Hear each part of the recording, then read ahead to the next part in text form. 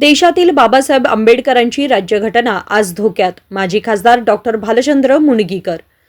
ज्या राज्यघटनेमुळे देश एकत्रित राहिला आहे ती राज्यघटना आज धोक्यात आली आहे, असे मत माजी खासदार भालचंद्र मुणगीकर यांनी व्यक्त केले आहे.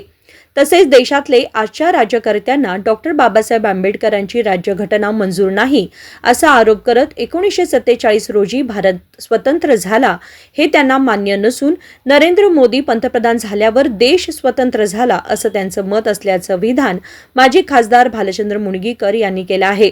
ते सांगलीच्या आष्टा येथे डॉक्टर बाबासाहेब आंबेडकर समाज मंदिराच्या सभागृह उद्घाटन प्रसंगी बोलत होते. डॉक्टर बाबासाहेब आंबेडकर यांचं आपण नाव घेतो. आज मी तुम्हाला सांगू इच्छितो, ज्याचा उल्लेख मगाशी जयंतरावाने केला.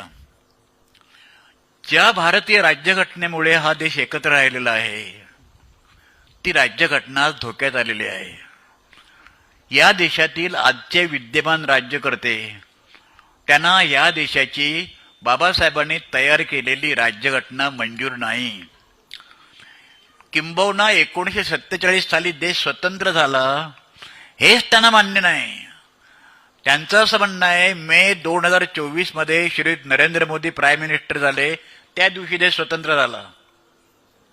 मी तुम्ही कल्पना करा, या देशामध्ये स्वातंत्र्य चळवळीमध्ये ज्यांनी भाग घेतला नाही, जे घटना समितीमध्ये कधी नव्हते, ज्यांनी ब्रिटिशांना सहाय्य केलं, जे ब्रिटिशांच्या बाजूने उभे राहिले, ज्यांनी ब्रिटिशांच्या समोर माफीपत्र मागून देऊन दिले, ज्यांनी ब्रिटिशांच्याकडे पेन्शन घेतले, अशा लोकांचा भारतामध्ये आज उदो चाललेला आहे. इतिहासामधून फुले, आंबेडकर, शाहू हे आता शिकवले जात नाहीत. आता वेगळेच लोक, ज्यांना आधुनिक भारताची संकल्पना मान्य नाही, अशा प्रकारच्या लोकांचा इतिहास शिकवला जातोय. संजय देसाई, SBN मराठी, सांगली.